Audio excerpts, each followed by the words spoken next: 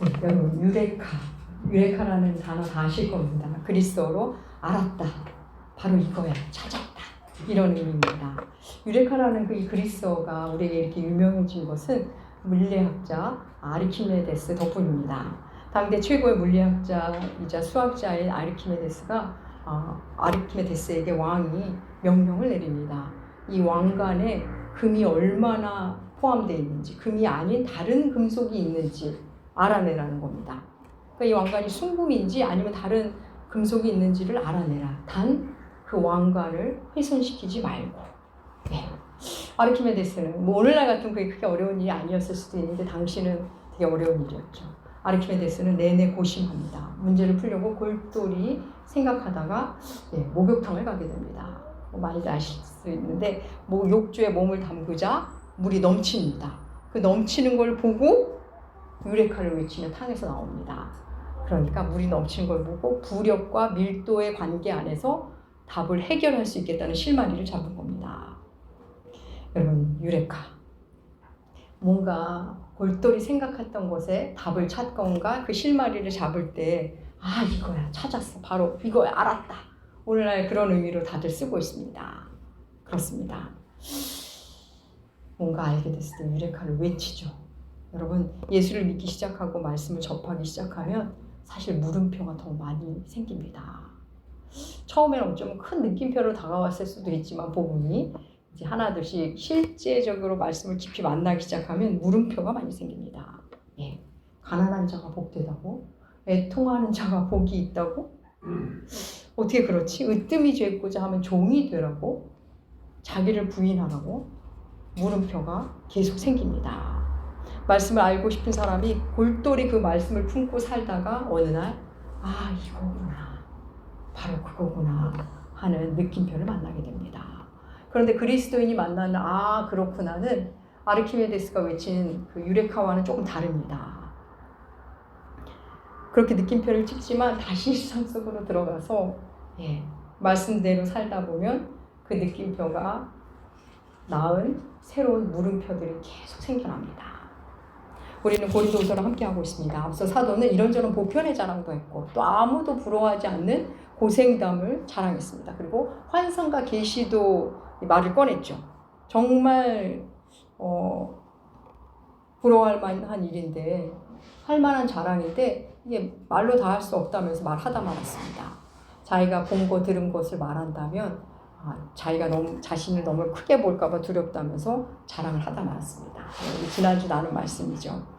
그런데 오늘도 역시 또 자랑으로 이어갑니다. 앞서서는 부득불, 내가 어쩔 수 없어서 자랑한다고 했는데 오늘 하는 자랑, 이번 자랑은 기꺼움으로 자랑을 한답니다. 그런데 그 자랑의 내용이 또 황당합니다. 이번 자랑, 어떤 자랑인지 우리 한번 들어가 볼까요? 이번 자랑은 먼저 자신에게 육체의 가시, 사단의 사자가 있다는 것을 밝히는 것으로 시작합니다. 육체의 가시, 사단의 사자. 그럼 가시라는 게 뭡니까? 어서 빼야 하는 것, 빼고 싶은 것, 빼면 속 시원한 것, 이것만 없으면 살 것 같은 것, 그런 걸 우리는 가시라고 합니다. 사도가 가지고 있는 육체의 가시는 과연 무엇이었을까? 학자들이 내내 연구했는데 크게 세 가지로 압축됩니다. 하나는 사도에게 간질병, 뇌전증이라고 하죠. 간질이 있을 거다. 그 근거를 제가 찾아내지는 못했습니다. 근데 학자들이 여러 사료들을 보고 발견한 것 같아요. 아무튼 간질로 추정하는 사람들이 있고 또 하나는 안질로 추정하는 사람들이 있습니다. 근데 이거는 안질은 사실 성경을 통해 우리가 충분히 추정해 볼 수 있습니다. 갈라디아서에 보면 여러분 갈라디아서를 쓸 당시에 갈라디아 교회가 사도 바울의 사도성을 의심했습니다. 왜? 거기에도 다른 복음, 다른 예수를 전하는 거짓 교사들이 들어왔거든요.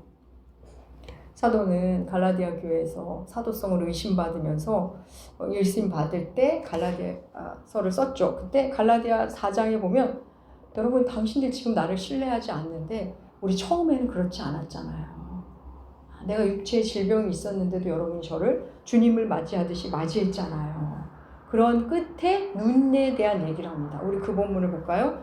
갈라디아서 4장 14절과 15절 세 번역으로 주보에 실어 놓았습니다. 우리 함께 하나님의 말씀 함께 읽겠습니다. 그리고 내 몸에는 여러분에게 시험이 될 만한 것이 있는데 여러분은 나를 멸시하지도 않고 외면하지도 않았습니다. 여러분은 나를 하나님의 천사와 같이 그리스도 예수와 같이 영접해 주었습니다. 그런데 여러분의 그 감격이 지금은 어디에 있습니까? 나는 여러분에게 증언합니다. 여러분은 할 수만 있었다면 여러분의 눈이라도 빼내어 내주었을 것입니다. 예. 자신의 육체의 연약함, 질병을 이야기하면서 그때 여러분 저하고 좋았을 때 눈이라도 빼서 저에게 주려고 했었잖아요. 이렇게 말합니다. 그러니까 저는 문맥으로 볼 때 사도 바울에게 눈에 뭐가 문제가 있었구나라는 개연성을 제공합니다. 예, 아무튼 사도 바울의 이 육체의 가시에 대해서 간질이다, 안질이다 또 그렇게 보는 경우가 있습니다. 근데 또 하나 또 추측은 어떤 학자들은 사단의 사자라는 말에 초점을 둬서 사도를 대적한 대적자로 보기도 합니다. 사도 바울은 가는 데마다 이 대적자가 끊이지 않았거든요. 네. 육체의 가시 사단의 사자를 간질로 보든 안질로 보든 육신의 질병으로 봐도 그렇고 또 그를 방해하는 대적자로 봐도 그렇고 복음을 전하는 데는 하나도 도움이 되지 않았을 겁니다. 도무지 덕이 안 되죠. 사역을 더 열심히 할 수 있는데 다 방해가 되는 겁니다. 여러분 근데 생각해 볼까요? 사도 바울 어떤 사람입니까? 하나님은 신약 성경의 많은 부분을 사도 바울을 통해서 기록하게 하셨습니다.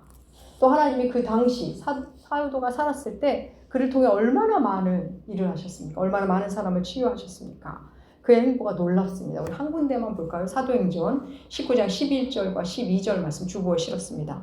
하나님의 말씀 함께 읽겠습니다. 하나님이 바울의 손으로 놀라운 능력을 행하게 하시니 심지어 사람들이 바울의 몸에서 손수건이나 앞치마를 가져다가 병든 사람에게 얹으면 그 병이 떠나고 악귀도 나가더라. 예, 대단하죠. 사도 바울이 지녔던 손수건 혹은 사도 바울이 잠깐 걸쳤던 앞치마 그것만으로도 병이 낫고 악귀가 나갔답니다. 그런데 정작 자기 문제는 해결을 못하고 있습니다. 사도가 어떡하죠? 이 문제로 3번이나 하나님께 간구합니다. 여기서 3번이라는 것은 내가 일주일에 3번 했다. 새벽 기도를 열흘씩 3번 했다. 그런 거 아닌 거 아시죠? 사도 바울이 하면 아마 엄청나게 했을 겁니다. 많은 시간 금식 기도했을 거고 전적으로 그 문제를 갖고 기도했을 겁니다. 근데 여러분 성경에서 3은 완전수를 말하지 않습니까? 여기서 3번 했다는 걸 횟수로 볼 수도 있지만 정말 할 수 있는 한 최선을 다했다. 이렇게 보시는 게 더 맞습니다. 사도는 자기 문제를 해결하려고 여러 차례 수없이 할 수 있는 최선을 다해 간구한 겁니다. 여러분 생각해 보십시오. 얼마나 끔찍하면 얼마나 고통스러우면 사단의 사자라고 했겠습니까? 사단이 준 것 같은 그런 끔찍한 괴로움. 거기서 벗어나게 해달라고 하나님께 부르짖기도 하고 읍소하기도 하고 간구했습니다. 그런데 하나님의 응답이 뭐죠? 고린도후서 12장 9절 상반절 주보에 실었습니다. 상반절까지만 우리 함께 하나님의 답변이 어땠는지 한번 하나님의 말씀 함께 읽겠습니다. 나에게 이르시기를 내 은혜가 내게 족하다. 이는 내 능력이 약한 데서 온전하심이라 하신지라. 하나님의 답변이 뭐죠? 먼저 나의 은혜가 너한테 이미 족하다. 내가 내게 준 은혜 이걸로 충분하다는 겁니다. 여러분 지금 기도 들어주시겠다는 겁니까? 안 들어주시겠다는 겁니까?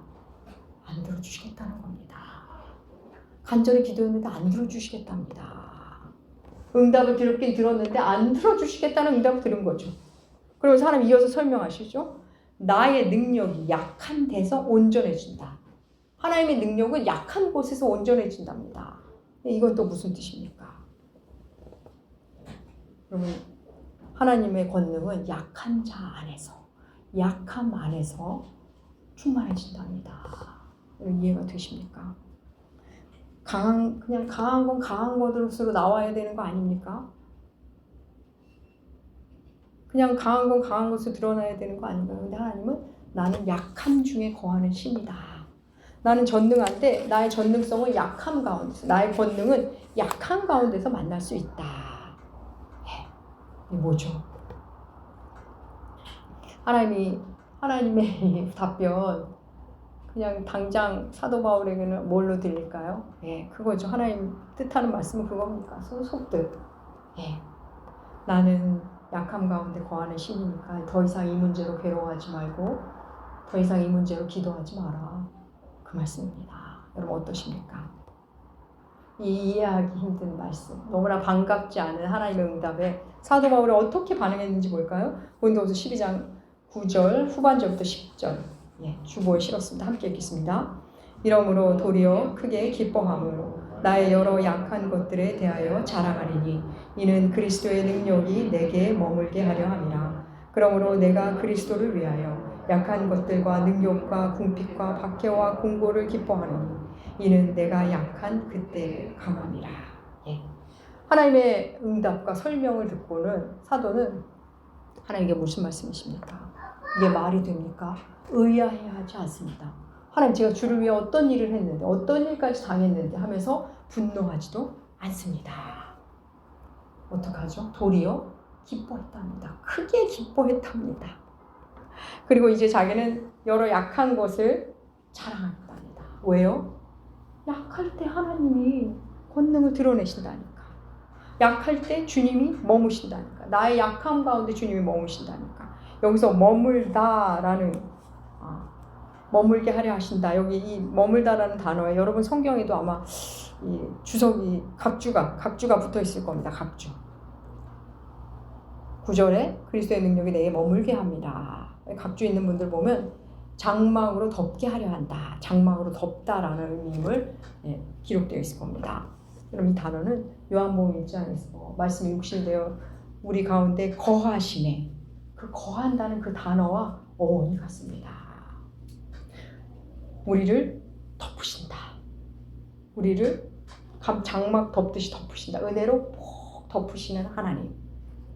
언제요? 우리가 약할 때. 제가 신혼 때 저희 남편이 운전을 되게 빠르게 제 눈엔 과속으로 보였어요. 근데 혼자 밤운전을 해서 어디 가야 할 일이 생기지 않습니까? 부모님을 만나러 가야 할 일도 생기고 무슨 일 때문에. 그럴 때면 제가 기도를 했습니다. 근데 어떻게 기도를 했냐면 뭘 연상하면서 기도했냐면 차량의 그 CG 처리를 상상하시면 될 것 같아요. 차량을 싹 어떤 게 이렇게 덮는 거. CG로 이렇게 그런 거 있지 않습니까? 그래서 하나님이 그렇게 하나님의 능력으로 하나님의 은혜로 덮기를 기도했습니다. 그리고 교회에서 아이들과 어디를 갈 때도 차량으로 이동할 때면 그걸 이렇게 연상하면서 기도했습니다. 테두리에 주의 은혜가 폭 쌓이는 걸 연상하면서. 사랑하는 여러분, 주의 은혜가 우리를 덮는다. 장막 안에 우리가 들어가듯이 은혜가 우리를 폭 덮는답니다. 잠시 왔다 가시는 게 아니라 어떻다고요? 머무신답니다. 머무신다. 언제요? 우리가 약할 때. 그 약함과 함께 사시겠답니다. 사랑하는 여러분, 우리가 자아로 똘똘 뭉칠 때, 우리가 자아로 꽉 차 있으면 거기 하나님이 역사할 틈이 없습니다. 우리가 어찌할 바 모를 때, 내 힘으로 아무것도 할 수 없을 때, 자아가 힘을 잃었을 때, 그때 비로소 주님이 들어오실 틈이 생기는 겁니다. 사랑하는 여러분, 하나님의 강함은 우리가 약할 때 만날 수 있습니다. 그럼 히어로물이라고 그러죠. 영웅들이 나타나서 왜 사람을 도와준 영화. 슈퍼맨이라고 해봅시다. 슈퍼맨이 여러분 언제 등장하죠? 사람의 힘으로 할 수 없을 때. 그냥 보통의 맨들이 못하는 것을 그때 나타납니다. 슈퍼맨은 강한 자를 돕지 않습니다. 그리고 슈퍼맨까지 갈 것도 없죠. 생각해 봅시다. 우리가 이제 함께 교우들이 어떤 공간에 있습니다. 어떤 위험한 상태를 처했습니다. 그래서 이 공간을 나가야 된답니다. 근데 이 공간을 제가 제일 잘 알고 힘도 제가 제일 셉니다. 그럼 제가 누구부터 구할까요? 원고에는 강한이도 되는데 오늘 하이가 왔네요. 하이부터 구하겠죠. 왜요? 가장 약하니까. 가장 약하니까. 여러분, 진정한 강함은 약함을 돕습니다. 선한 강함은 약한 자의 안전을 살핍니다. 오래전부터 우리가 사랑해온 CCM 약할 때 강함 대신에 저도 굉장히 많이 부르고 여러분도 아마 많이 부르셨을 겁니다. 약할 때 강한 대신에 나의 보배가 되신 주 나의 모든 것. 쓰러진 나를 세우고 나의 빈잔을 채우네. 주 나의 모든 것. 주 예수 어린 양 존귀한 주님, 여러분 많이 부르셨을 겁니다. 약할 때 가만 되신 예수 그리스도를 그렇게 입으로 찬양한다 해도, 또 이러한 말씀 우리가 함께 나눈다 해도, 아니 심지어는 이 설교를 듣고 있는 이 순간에도 약한 게 뭐가 좋아? 뭐가 좋다는 거야? 강한 게 좋은 거지. 그 가시 빼주는 게 좋은 거지. 없어지는 게 좋은 거지. 해결되는 게 좋은 거지. 예. 말씀 따로, 삶 따로의 경우가 사실 대부분입니다. 사실 사도도 온 힘을 다해 하기까지는 이 약함의 비밀을 몰랐습니다. 깊이 기도하고 간절히 기도한 후에 하나님의 응답을 들었고 그 응답을 통해 자신의 고난, 자신의 연약함을 바라보는 해석이 달라진 겁니다. 없어져야 할 해로운 것이 아니라 하나님의 은혜를 잃지 않는 어떤 안정잔치라고 해석하기 시작한 겁니다. 여러분 오늘 말씀 첫 부분 볼까요? 고린도후서 12장 7절 말씀. 하나님의 말씀 주보해 주셨습니다. 하나님의 말씀 7절. 하나님의 말씀 7절 함께 읽겠습니다. 여러 계시를 너무 자만하지 않게 하시려고 내 육체의 가시 곧 사단의 사자를 주셨으니 이는 나를 쳐서 너무 자만하지 않게 하려 하심이라. 예. 하나님이 자신에게 준 괴로움들, 그 약함 왜 주셨다고요? 너무 자만하게 하지 않으려고. 여러분 이 본문 7절에 너무 자만하지 않게 하시려고, 너무 자만하지 않게 하려 하심이라 두 번이나 나오는데 두 번. 이번에 명백히 드러내신 거죠. 내가 그걸 허락한 이유? 너무 자만하지 않게 하려고. 왜 자만하다고요? 받은 은혜가 커서. 여러분 은혜를 받았는데 자만해집니다. 여러 계시 받은 것이 지극혀서 자만해질 수 있다는 겁니다. 여기서도 놀랍죠. 여러분 우리가 은혜 받고서 자만해질 수 있습니다. 아무리 은혜를 많이 받아도 하나님이 복을 많이 주셔도 그 복 때문에 자만해지면 여러분 모든 건 꽝이 된다는 거 아십니까? 주님을 아는 지식은 많아졌는데 목이 꼿꼿해집니다. 자만해집니다. 장로라는 직분을 받았는데 박사가 됐는데 신학 박사가 됐는데 목사가 됐는데 도리어 자만해졌다? 여러분 교만은 패망의 선봉입니다. 신앙 안에서 신앙을 빌미로 교만해지면 영혼은 구원받을지 몰라도 이 땅에 사는 동안 구원이 잘하진 않습니다. 그냥 자만하고 교회 잘 다니는 그냥 자만한 사람만 되는 겁니다. 여러분 육체의 가시 곧 사단의 사자를 주셨다 그러죠. 사단의 사자를 주셨다. 누가 주신 거죠? 하나님이 주신 겁니다. 왜요? 너무 자만하지 말라고. 안전장치를 주신 겁니다. 아마 이 말씀 듣는 여러분 중에는 나는 환상도 계시도 못 봤으니 내가 받은 은혜 적으니까 내 가시는 빼주셔야 되는 거 아닙니까? 이러시는 분들이 있을지도 모르겠습니다. 사랑하는 여러분, 하나님을 믿고 하나님 나라를 꿈꾸면 이미 환상을 본 사람입니다. 또 주님의 계시, 하나님의 계시. 여러분 하나님의 특별 계시는 이전에도 없었고 앞으로도 없을 예수 그리스도라는 그 인격, 그분이 바로 계십니다. 내 은혜가 내게 족하다는 말씀을 더 크게 조명해 본다면, 약함이 아니라 조금 기도의 차원에서 접근해 본다면, 네가 지금 구하는 거 그걸 받든 못 받든 이미 네가 받은 구원이 큰 거야. 그 말씀을 하시는 겁니다. 그걸 알라는 거죠. 네가 구하는 것에 비해 네가 지금 이미 받은 애가 너무 큰 거다. 그걸 알아라. 여기서 자족의 개념이 나오는 겁니다. 사랑하는 여러분, 우리 사도의 고생담 다 알죠. 유대인의 태형을 3번이나 또 로마인의 태형도 받았고 이방인의 위험, 동족의 위험, 도시의 위험, 광야의 위험, 뭐 별의별 힘겨운 일 다 겪었죠. 그리고 지금은 육체의 가시, 사단의 사자까지, 육체의 질병, 그리고 끊이지 않는 공격자들. 우리도 그렇게 살까봐 두려운 복음 전도자의 삶이었습니다. 그 사람 왜 그렇게 됐죠? 복음 위에 살다가 그렇게 그런 일을 당했는데 그가 육체 가시 해결해 달랐더니 우리 주님이 그래 이제 내가 네 거 해결해 주마. 내가 너에게 더 큰 복 주지. 그렇게 하지 않으십니다. 네 은혜가 내게 족하다 하십니다. 네가 약할 때, 아니 약해야만 나를 만날 수 있단다. 나의 권능을 경험할 수 있다. 하나님의 답변입니다. 사랑하는 여러분, 약할 때 강함이 되는 것, 약할 때 하나님의 큰 그 능력을 만나는 것, 일상에서 과연 어떻게 경험할까요? 여러분, 내 스스로 나의 약함을 수용하면, 나의 피조물됨, 나의 죄인됨을 인정하면 여러분 성령이 역사하기 시작합니다. 나의 부족함을 인정하면 이제 하나님이 채워주시기 시작합니다. 내가 상처받았다는 거, 내가 상처가 있다는 거, 내가 상처받은 존재로서 다른 사람이 상처 주고 있다는 걸 인정하면 이제 상처가 치유되기 시작합니다. 내가 실수한 거 인정하면 이제 실수를 주님이 막아주십니다. 여러분, 우리의 자아가 강화되고 자아로 충만하면 그 증상이 나옵니다. 마음에 안 드는 일이 많습니다. 고칠 사람이 너무 많습니다. 저 사람 왜 저래? 말은 또 저렇게 왜 이래? 여긴 왜 이래? 이건 또 뭐야? 본인이 다 판단하고 정지하고 자기만 옳은 사람이죠. 자기가 입법자와 재판관이 되는 겁니다. 거기에는 하나님 머물 틈이 없습니다. 그 일만 아니었다면, 그 사람만 아니었다면, 여기만 아니었다면, 어쩌다 이런 사람 만나서, 어쩌다 이런 곳에 와서, 여러분, 그래야 하나님을 찾을 거 아닙니까?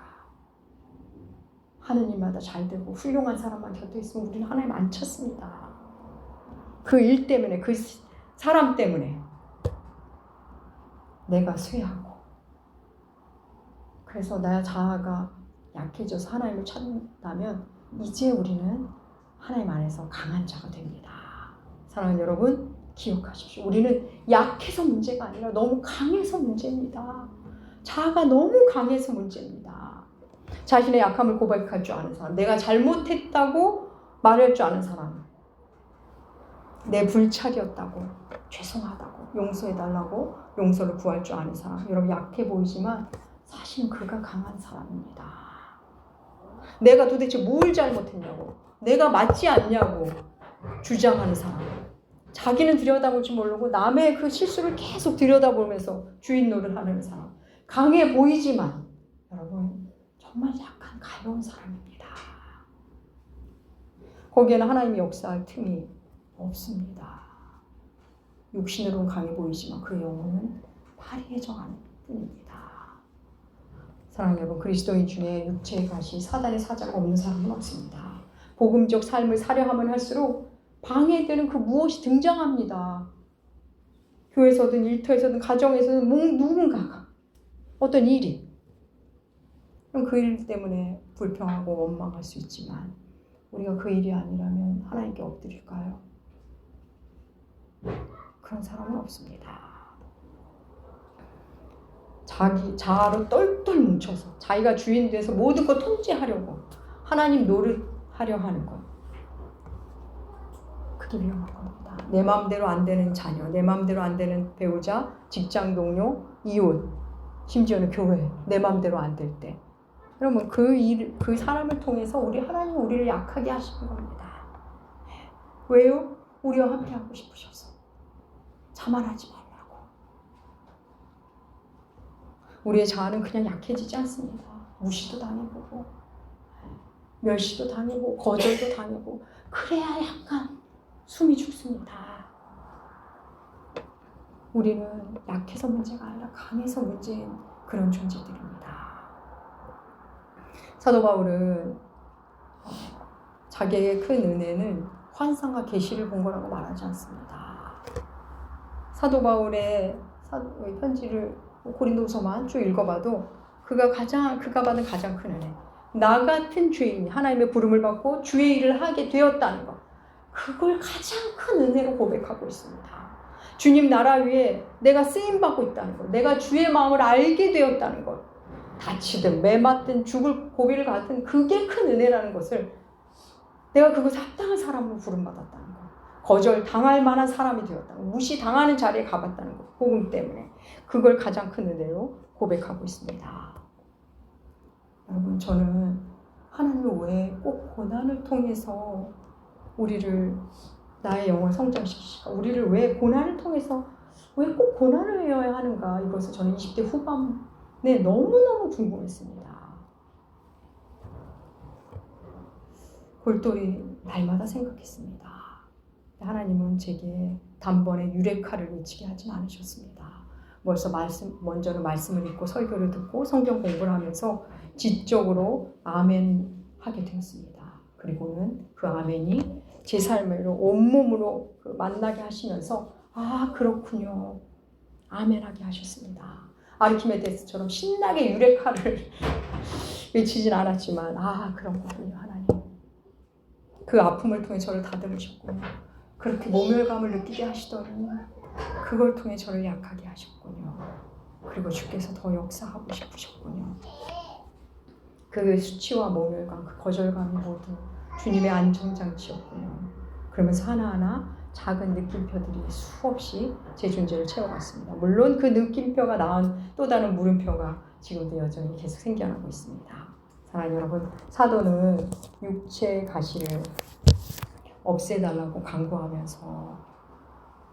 강구한 후에 이 약함의 신비를 알게 되었습니다. 그리고 자신의 가시를 해석할 줄 아는 힘을 갖게 되었습니다.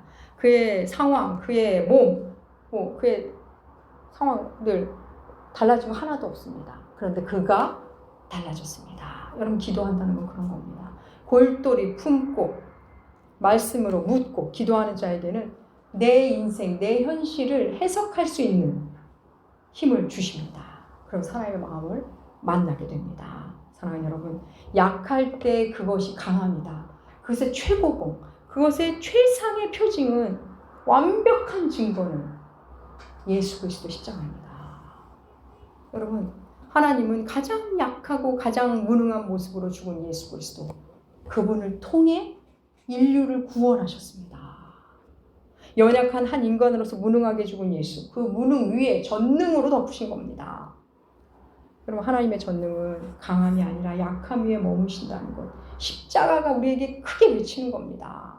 여러분, 힘들고 눈물 나고 서운하고 그때 우리가 약해집니다. 그때 하나님 우리에게 역사하시기 주님이 오시기 가장 좋은 때입니다. 사랑하는 나무들 교우 여러분, 여러분이 약할 그때가 정말 하나님이 강하게 역사하실 수 있는 때입니다. 약함의 역설, 고난의 신비를 깨달아 여러분의 삶을 잘 해석하시고 하루하루 주의 은혜로 살아가는 여러분들 되시 주의 이름으로 축복합니다. 기도하겠습니다. 하나님 아버지, 우리가 주의 전능하심, 주의 그 강하심이 우리의 약한 가운데 역사하신다는 걸 알려주시니 감사합니다. 그래서 우리를 약함으로 초대하시고 우리의 약함 가운데 머무시는 주님을 만나게 하시니 감사합니다. 주님, 그 귀한 주님을 만나 우리의 지난 날을 다시금 잘 해석하며 살 수 있도록 도와주시옵소서. 십자가의 무능이 최고의 능력이며 지혜임을 계속 만나게 하여 주시옵소서. 감사드리며 존귀하신 예수님의 이름으로 기도합니다. 아멘.